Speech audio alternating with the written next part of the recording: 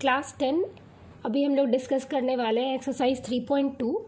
तो आप बुक अपने पास लेके बैठें और मैं रीड आउट कर रही हूँ क्वेश्चन, आप देखिए क्या लिखा हुआ है। तो फर्स्ट क्वेश्चन में लिखा है कि form the pair of linear equation in the following problem and find their solution graphically. So we need to find the solution graphically, and question goes like this: 10 students of class 10 took part in a mathematics quiz. If the number of girl is 4 more than the number of boys, then find the number of boys and girl who took part in the quiz. तो आप मान लेते हैं कि late जो question का मतलब ये है कि 10 बच्चे लड़के और लड़कियां मिलकर के एक मैथमेटिक्स क्विज में पार्ट किए हैं। टोटल नंबर ऑफ पार्टिसिपेंट कितने हैं? 10 है। उसमें से कुछ लड़के हैं कुछ लड़कियां हैं, और लड़कियां कितनी हैं? तो 4 ज़्यादा हैं लड़कों से। तो let the number of boys be X and girls be y। therefore दोनों का सम कितना दिया हुआ है? x plus Y is equal to x plus Y दी हुई है 10, ठीक है। और कंडीशन दिया हुआ है कि y जो है आपका x से 4 ज़्यादा है, ठीक है। तो इसको थोड़ा और y माइनस एक्स की वैल्यू कितनी आ गई? 4 आ गई। x को हम इधर ले आए। तो ये आपका इक्वेशन 1 है, ये आपका इक्वेशन 2 है। तो आप क्या करेंगे? तो टेबल बना लेंगे ताकि आप जो है आराम से प्लॉट कर सकें। तो मैं शॉर्ट में बना रही हूँ। ये इक्वेशन 1 की टेबल है और ये जो है इक्वेशन 2 की टेबल है, ठीक है। तो मैं 2 पॉइंट फॉर्म से ही बनाऊंगी। x y, एक बार x0 एक बार y0। Similarly here also x y, एक बार x0 एक बार y0। जब x0 इक्वेशन 1 में फोकस करो, जब x0 है y की वैल्यू क्या आ रही है? 10 आ रही है। जब y0 है x की वैल्यू क्या आ रही है? 10 आ रही है। जब x0 है तो y की वैल्यू क्या आ रही है? 4 आ रही है। जब y0 है तो x की वैल्यू माइनस ऑफ 4 आ रही है। तो अब हम लोग प्लॉट करेंगे, ठीक है।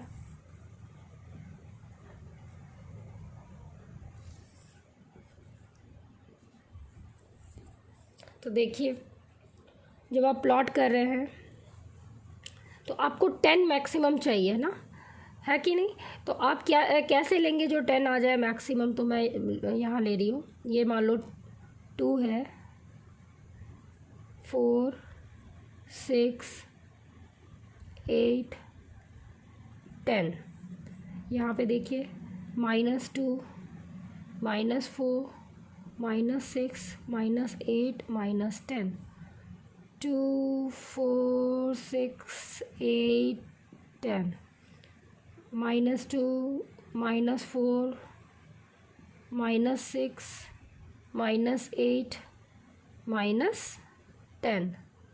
अब देखिए 0 पे हाइट, इक्वेशन 1 को प्लॉट कर रहे हैं। 0 पे हाइट 10 हाईलाइट कीजिए, और 10 पे हाइट 0, 10 पे हाइट 0। ये आप पूरा अच्छे से लाइन ड्रॉ करेंगे। ओनली फर्स्ट क्वाड्रेंट में कुछ बच्चे कर देते हैं, तो आप अच्छे से विथ 2 एरो हेड अच्छे से बनाएंगे, ठीक है। तो ये आपका लाइन 1 है, ठीक है। इक्वेशन 1 है, आप इक्वेशन लिख भी सकते हैं। और दूसरा इक्वेशन क्या है? 0 पे हाइट 4 है तो ये 0 है, इस पे हाइट 4 है, ये वाले पॉइंट की बात हो रही है, हाईलाइट कर दीजिए। और -4 पे हाइट 0 है, इसको देख लीजिए। अब इनको ज्वाइन कर दीजिए इजीली, ठीक है। और ये जो पॉइंट होगा चिल्ड्रन, जब आप इसको देखेंगे, अब मैंने तो उतना स्केल अच्छे से, मतलब मैं तो रफली बना रही हूँ। आप जब इसको ग्राफ शीट में बनाएंगे तो ये जो पॉइंट है इंटरसेक्शन, ये आपको यूनिक सॉल्यूशन देगा, ठीक है। एक बार फिर से देखिए, यहाँ पे भी ये जो इक्वेशन, यहाँ पे जब आप देखेंगे x के साथ 1 कोएफिशिएंट है और यहाँ पे -1, तो 1/-1 -1 होएगा। और यहाँ पे x के साथ 1 क्वेश्चन, y के साथ 1 क्वेश्चन, तो 1/1 +1 होगा, तो -1 इज़ नॉट इक्वल टू +1। तो इसका मतलब क्या है, इसका मतलब स्ट्रेट ये है कि a1/a2 is not equal to b1/b2, implies it will have unique solution, this is the only unique solution. और ये जो पॉइंट ऑफ इंटरसेक्शन है यही सोल्यूशन होगा, और ये जब आप सॉल्व करेंगे, ठीक है, तो आपकी सॉल्यूशन आनी चाहिए 3 पे हाइट 7, ठीक है, आप चेक कर लीजिएगा। और 3 पे हाइट 7 आप चेक कैसे कीजिएगा, देख लीजिए x + y आपका पहला इक्वेशन था 10 है, तो 3 + 7 10 आ रहा है, सेटिस्फाई कर रहा है ना। और दूसरा इक्वेशन क्या है, तो y - x बराबर कितना था, 4 है ना, y - x बराबर 4। तो आप देखिए यहाँ पे इक्वेशन इसको भी सेटिस्फाई, ये पॉइंट दोनों को सेटिस्फाई करना चाहिए, ठीक है, आप ऐसा चेक कर सकते हैं, इक्वेशन में पुट कर लीजिए, LHS RHS बराबर आना चाहिए। तो y की वैल्यू क्या है, 7 है, माइनस x की वैल्यू क्या है, 3 है, तो 7 - 3 4 आ रहा है ना। तो इसका मतलब 7 - 3 4 आ रहा है, तो यानी कि वो दोनों इक्वेशन नंबर 2 और इक्वेशन नंबर 1 दोनों को सेटिस्फाई कर रहा है। तो इसका मतलब क्या है कि लाइन, ये जो पॉइंट है 3 पे हाइट 7, 3 पे height 7 is correct. All right, I hope you have understood. यहाँ कहीं 7 होता होगा, ठीक है, और आप जब इसको अच्छे से डालेंगे तो हो सकता है यहाँ पे कहीं 3 होता होगा, तो ऐसा आएगा कुछ, ठीक है। तो ये हो गया क्वेश्चन नंबर 1। अब क्वेश्चन नंबर 2 है, बहुत ही सिंपल है, क्वेश्चन मैं पढ़ दे रही हूँ पहले, फिर हम लोग उसको सॉल्व करेंगे, ठीक है। Question number 2 is 5 pencil and 7 pen together cost 50 rupees.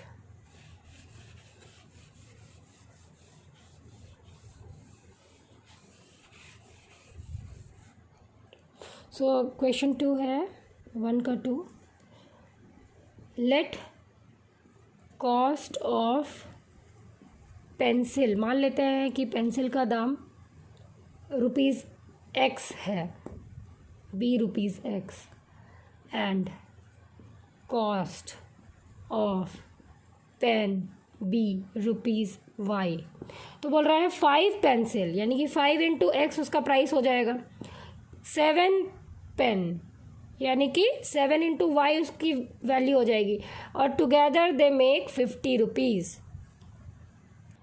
इसके बाद है कि 7 पेंसिल एंड 5 पेन जब हम लेंगे तो टुगेदर दे कॉस्ट 46।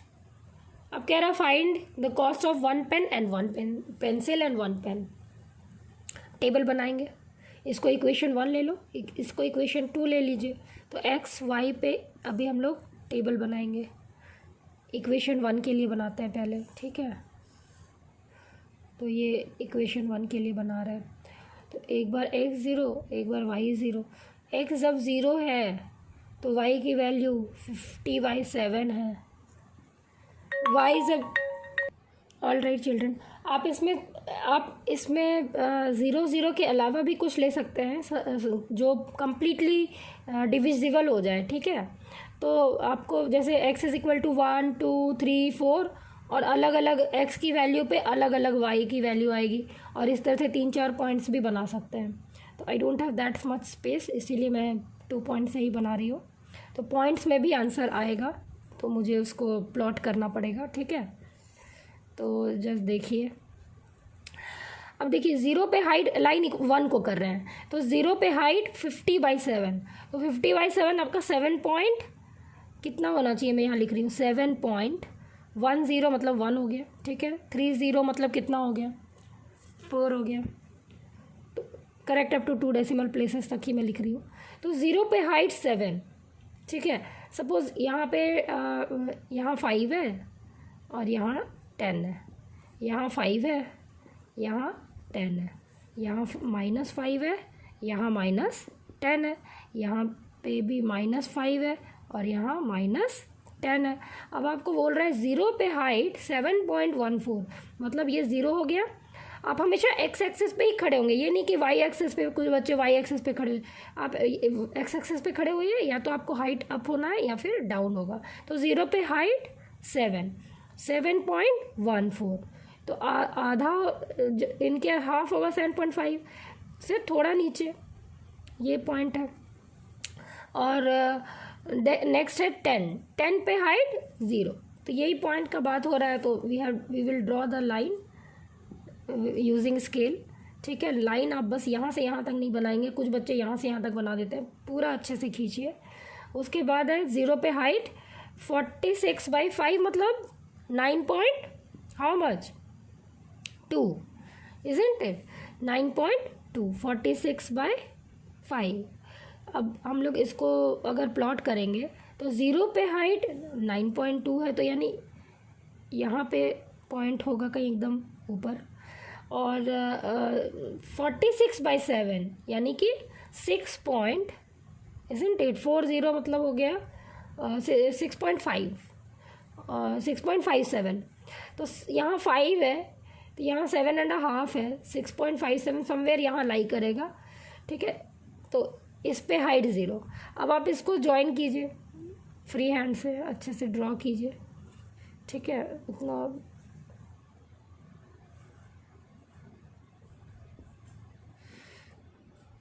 और ये जो पॉइंट है ये आपको सॉल्यूशन आएगा, और इसकी वैल्यू जो आएगी मैं आपको बता रही हूँ, आनी चाहिए। सपोज ये पॉइंट P है, P आंसर होएगा 3 पे हाइट 5, 3 पे हाइट 5 आना चाहिए, ठीक है। तो आप जब सॉल्व करेंगे तो आपको 3 पे हाइट 5 मिलेगा, और इस तरह से आपको सॉल्व करना है। दोनों कौन सा लाइन 1 है, ये लाइन 1 है, इक्वेशन 1 है, ये इक्वेशन 2 है, आप दिखा भी देंगे, ठीक है, ताकि एकदम क्लियर हो जाए और यूनिक सॉल्यूशन मिलेगा। क्योंकि 5/7 is not equal to 7/5, so A1/A2 is not equal to B1/B2, so the system of linear equation is consistent and have unique solution, only one solution, isn't it? तो ये इस तरह से आप बनाएंगे ग्राफिकली। इसके बाद क्वेश्चन क्या है मैं पढ़ रही हूँ। Third question, on comparing the ratios A1/A2, B1/B2 and C1/C2, find out whether the pair of linear equation are consistent, inconsistent,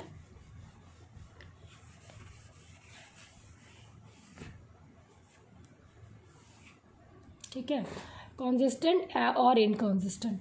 तो मैं 3 का एक कोई भी बता दे रही हूँ, आप सारा बना लेंगे। यहाँ पे है इक्वेशन जो है 4/3 times x plus 2y is equal to 8, ठीक है। और दूसरा है 2x plus 3y is equal to 12। अब आप देखिए यहाँ A1 की वैल्यू क्या है, इसको comparing the above equation, comparing the above equation with A1x plus B1y is equal to C1, A2x plus B2y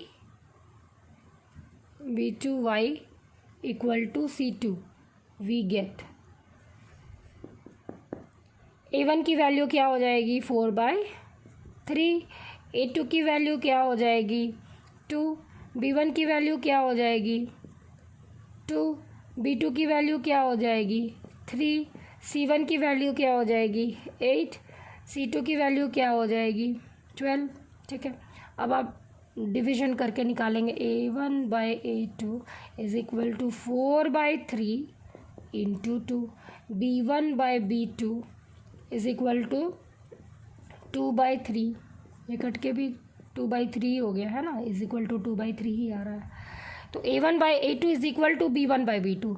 अब C1/C2 करके देखिए, C1/C2 इज इक्वल टू 8/12, और ये भी कट के हो जाएगा, 4 से कट जाएगा 2/3।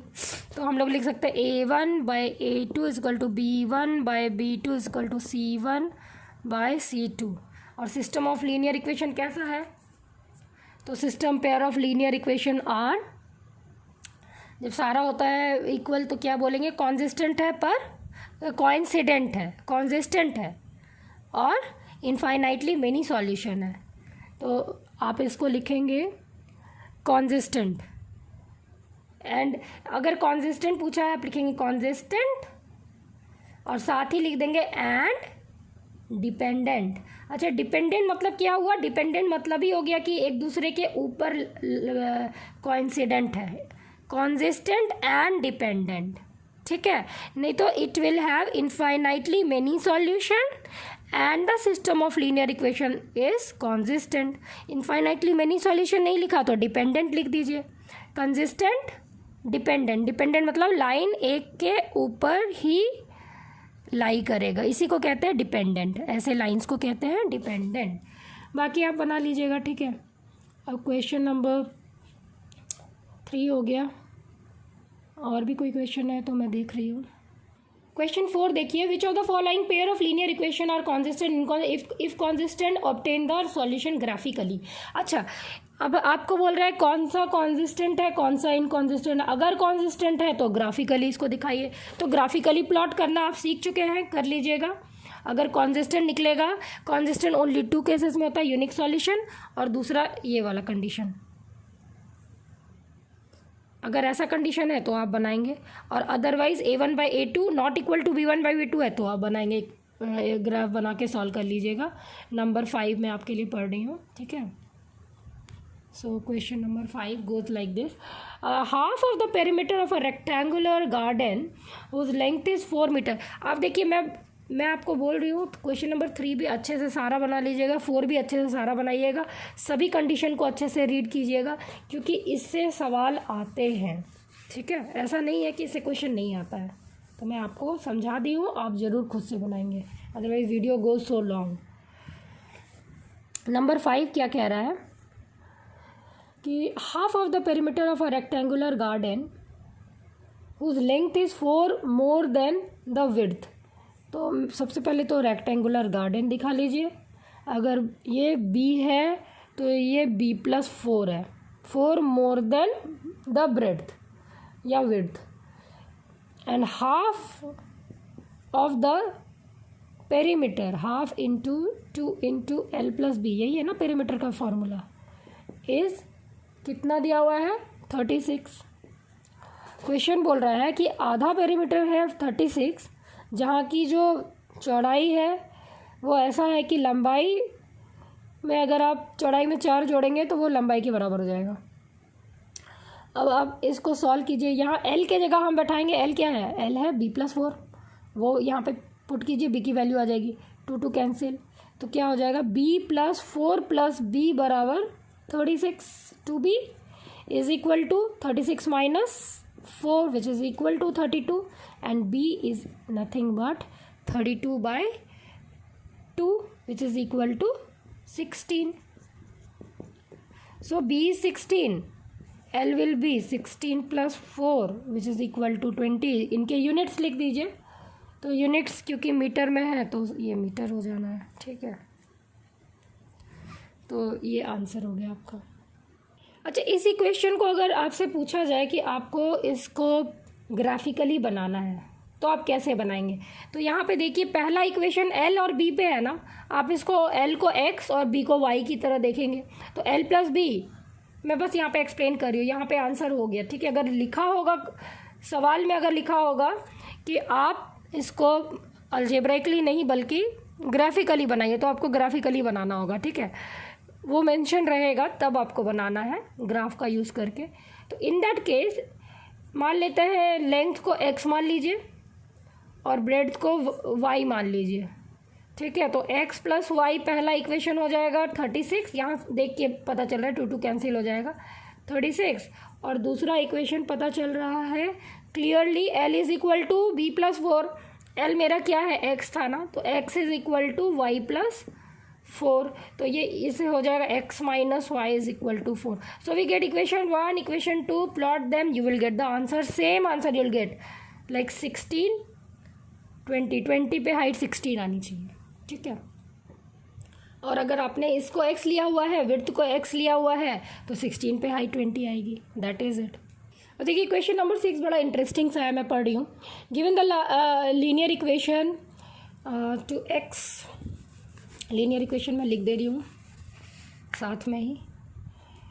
लीनियर इक्वेशन दी हुई है 2x + 3y - 8 is equal to 0। 2x + 3y 12x + 3y - 8 is equal to 0। तो एक आपको ये इक्वेशन दी हुई है। और write the another linear equation in two variable that the geometrical representation of pair so formed is intersecting। तो children intersecting कब होगा? जब a1/a2। तो पहला केस क्या है? इंटरसेक्टिंग। तो पहला ये तो इक्वेशन 1 है, फिक्स कर लो। और इंटरसेक्टिंग लाइन का रिलेशन क्या मैंने बताया था आप लोगों को कि a1/a2 must not be b1/b2। मतलब सिस्टम कंसिस्टेंट है, मतलब यूनिक सॉल्यूशन है, ओनली वन सॉल्यूशन है। तो उसके साथ आप जो दूसरा एग्जांपल लीजिएगा वो ऐसा कुछ ले लीजिए जो जिस सच दैट की डिवाइड करें तो बिल्कुल ही डिफरेंट आ जाए। जैसे x - y + 4 is equal to 0। अगर इसको इक्वेशन 2 लीजिएगा तो देखिए 12/1 is not equal to 3/-1। So lines are intersecting as well as unique solution. दूसरा इक्वेशन है पैरेलल। तो याद रखिए पैरेलल में तो a1/a2 is equal to b1/b2 but not equal to c1/c2। तो आपका a1 और a2 दिया हुआ है, सपोज इसका डबल कर दीजिए। 12 का डबल कितना होगा? 24। 3 का डबल कितना होगा? 6।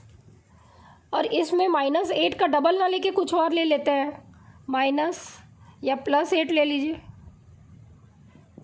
सो a1/a2 is equal to b1/b2 is equal to 1/2 but not equal to c1/c2। here a1/a2 is equal to b1/b2 but not equal to c1/c2, right?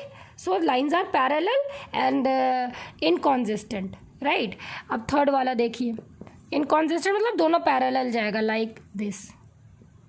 Intersecting मतलब वो इंटरसेक्ट करेगा, यूनिक सॉल्यूशन। और तीसरा क्या था? तीसरा केस है कोइंसिडेंट। और कोइंसिडेंट का रिलेशन क्या होता था? a1/a2 is equal to b1/b2 is equal to c1/c2। तो कोइंसिडेंट के लिए हम लोग, ये तो पैरेलल के लिए था तो यहाँ पे आप लिख दीजिएगा, ये है पैरेलल के लिए इक्वेशन 2। पैरेलल लाइन के लिए था, राइट? पैरेलल लाइंस ऐसा होगा। और कोइंसिडेंट लाइन के लिए आप एक और ले लीजिए, कोइंसिडेंट लाइंस। तो इसके लिए इक्वेशन 2 आप ऐसा लीजिए कि a1/a2 is equal to b1/b2 is equal to c1/c2 होना चाहिए। तो कंप्लीट में 2 से मल्टीप्लाई कर दीजिए। तो 24x + 6y और 8 का डबल क्या हो जाएगा? 16। तो -16 इज इक्वल टू 0। अब आप जब डिवाइड करेंगे 12/24 1/2, 3/6 1/2, -8 -16 अगेन 1/2, माइनस माइनस कैंसिल हो जाएगा, ठीक है? तो in that case we got a1/a2 is equal to b1/b2 is equal to c1/c2। Means lines are coincident, एक के ऊपर एक, means dependent and consistent, infinitely many solution, ठीक है? अब क्वेश्चन नंबर 7 देखिए, मैं पढ़ दे रही हूँ आपके लिए।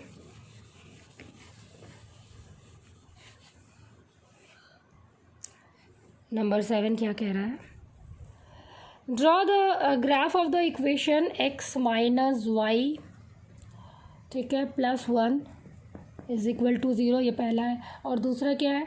3x + 2y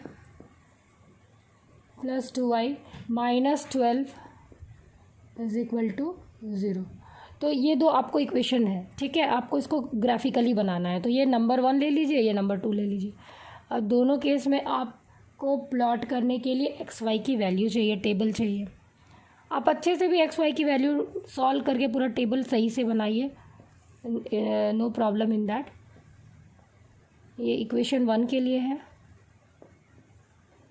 और इक्वेशन 2 के लिए भी मैं बना दे रही हूँ।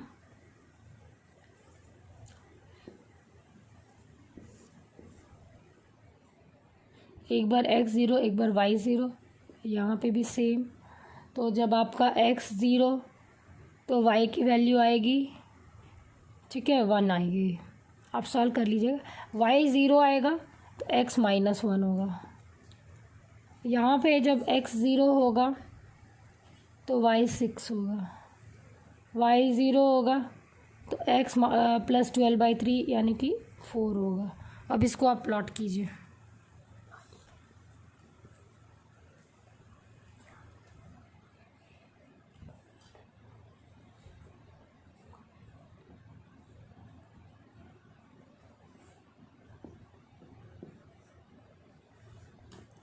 One two three four five six, 1 2 3 4 5 6, -1 -2 -3 -4 -5 -6, -1 -2 -3 -4 -5 -6।